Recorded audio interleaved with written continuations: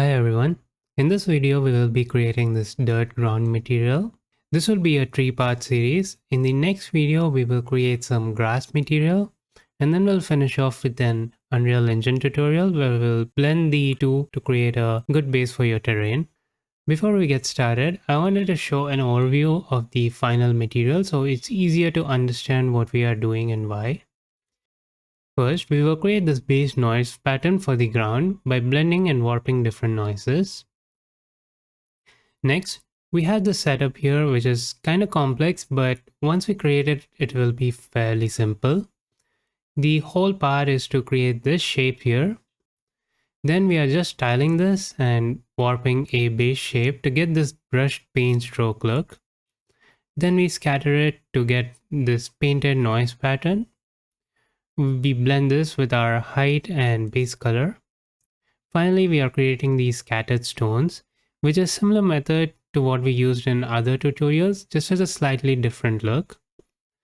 And we finish off the material by setting up the roughness and the base color. So let's jump into the material. Here, we have a simple setup to start with. Let's begin with the base for the ground. Add a turbulent purlin noise and a purlin noise. Lower the scale and increase the gamma. Blend the two and use the screen blend mode.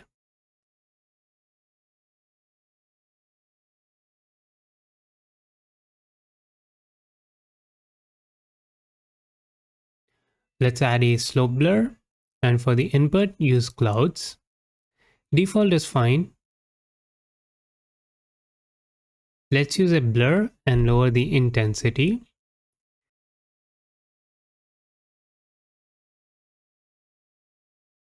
Now I want some finer noise. Let's use spot 7. Adjust the values a little and we can blur this as well.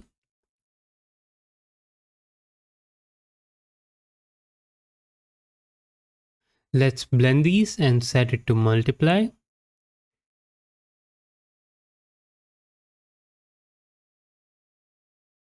We can use levels to bring down the range.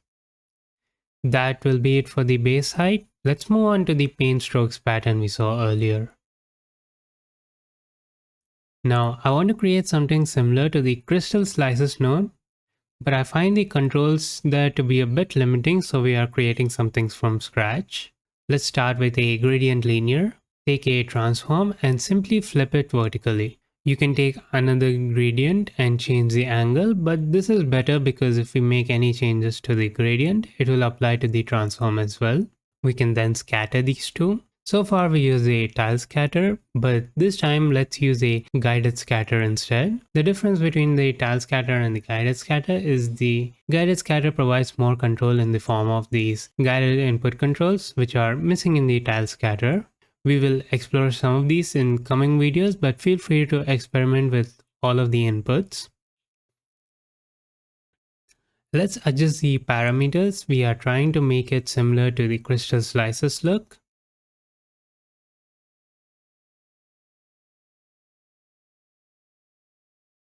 With all of these set, let's turn on the mask input. This is basically taking a black and white input and making it so no scattered instances are present in the black areas of the input map. So we can use the mask input to have consistency with our other scatter nodes. Now I want to duplicate the scatter, but for this I want the gradient to have some noise breakup. So let's use an anisotropic noise. Blur it. We can then use a slope blur, set it to minimum, and for the input we can use a purlin noise, increase the scale a little bit. We can then multiply this with our two gradients to get the pattern that we want. Let's use these two as the input for the second guided scatter, and we don't really need to change anything. Blur it so it's not so sharp and fine. Now we can use a slope blur for this as well. Change it to average. For the height input, we can use the other guided scatter. It creates these interesting cuts in the pattern. This still doesn't feel organic, so let's go back and take the original anisotropic noise, connect it to a guided scatter. Let's adjust the values. We still want it to look like the crystal slices.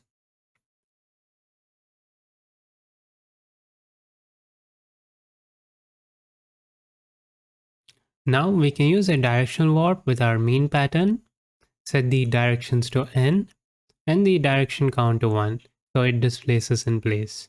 Lower the intensity a little and this looks pretty good. Let's get a circle and set the softness to 1. We'll slow blur this. And for the input, let's use the pattern we created. Set it to minimum, increase the intensity and the blur direction. We did all this just to get this pattern for the slow blur input. There might be an easier way to do this, but this is what I was able to come up with. Let's take an anisotropic noise again. We will subtract the circle from this and use a blur.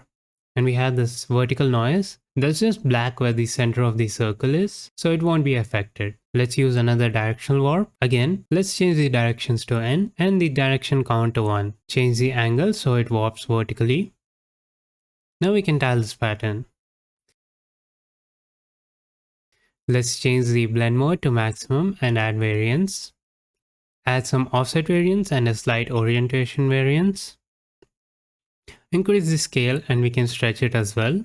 This is a good pattern we can use directly as well. Now let's add a circle with softness set to 1. We can use an anisotropic blur at a high intensity to stretch it out and blur it. You can also try a directional blur that will give you a slightly different look.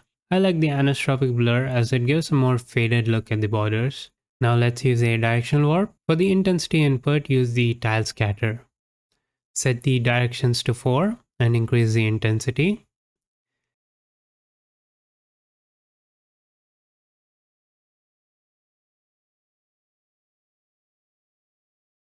Now we can scatter this. Instead of tile scatter, we can use a guided scatter here as well. By the way, these options are available by default in an atlas scatter as well, but not in the tile scatter.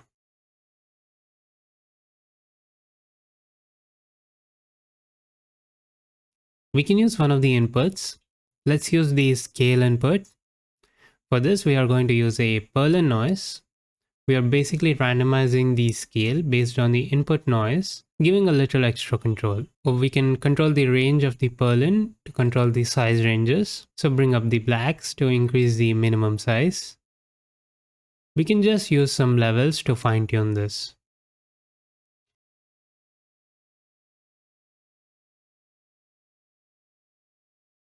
That'll be it for the pattern. Next, for these tones, it will be a similar method from the previous tutorials. Let's start with a tile scatter. Take a circle and set the softness to 1, reset the offset variance, and a 2x2 grid is enough. Duplicate the tile scatter and let's increase the count. Change the blend mode to maximum and add some variance. Increase the scale and add size variance. You can use position variance as well. Blend these and set it to subtract. Use an auto levels for the full range.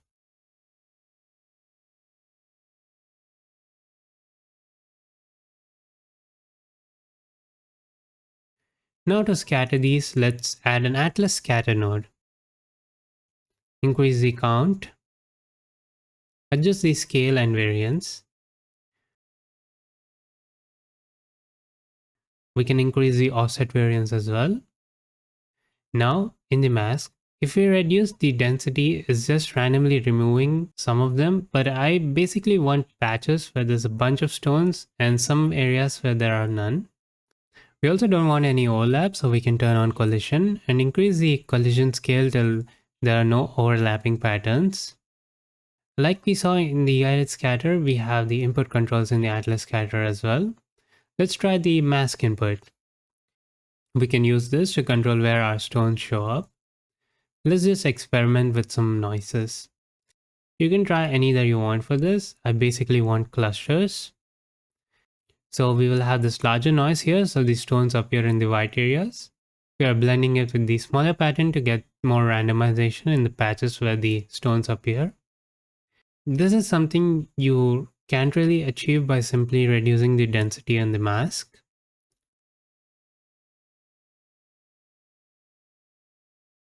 Okay, now instead of adding a flood fill node, we can simply turn on the flood fill output. With this, we can use any flood fill based node directly, add a flood fill to P box. This basically makes it so larger stones are brighter and the smaller ones are darker. Multiply it and now we have more depth intensity with the larger stones. We can also use a flood fill to color and blend that for some more randomization. Just adjust the opacity till it works. Finally, finish it off with an auto levels. That will be it for the three patterns. Now we can blend them to complete the height map.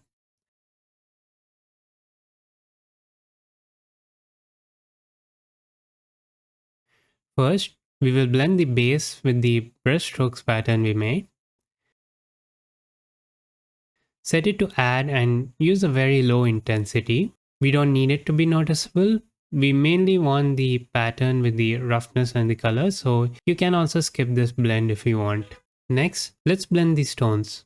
Instead of a simple blend, we can use the blend height for better control in this case. Adjust the offset. This might differ based on the stones pattern you have. We can also adjust the softness to make the contact between the ground and rock smoother.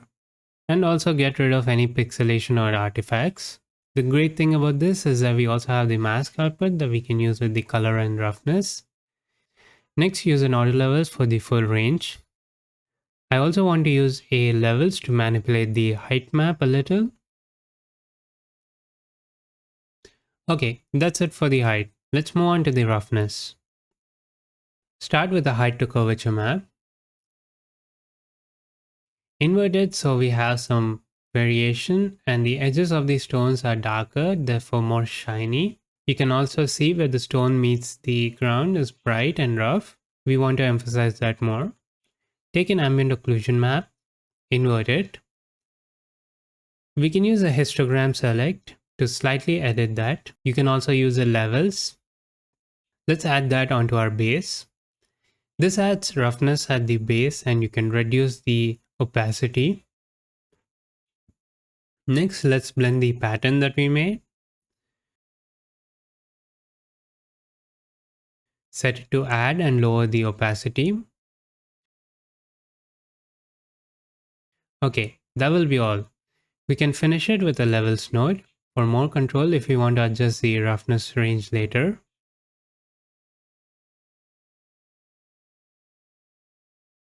Moving on to the color, let's add another levels node so we can control the range. We can take a gradient map, adjust the colors for that.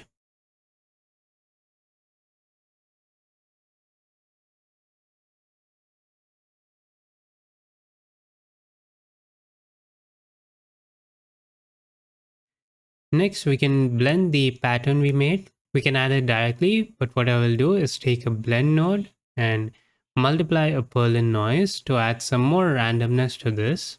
Set the Perlin lower and lower the opacity as well. With this, we can duplicate the gradient map, connect it and change the colors a little. Let's blend this. We can try soft light. You can try other blend modes as well. Next, let's do the stones. We can take another blend node. If we go back to the blend height where we added these stones, we conveniently have the mask for these stones that we can use. Connect that to the opacity and we can pick any color.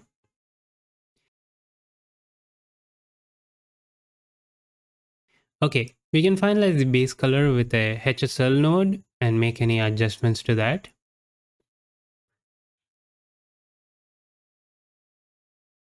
That will do it for this material. You can make any changes to the color and the pattern and export the material. With this done, in the next video we will look at how to make base material for the grass. If you made it this far, I hope you found the video helpful, and thank you for watching.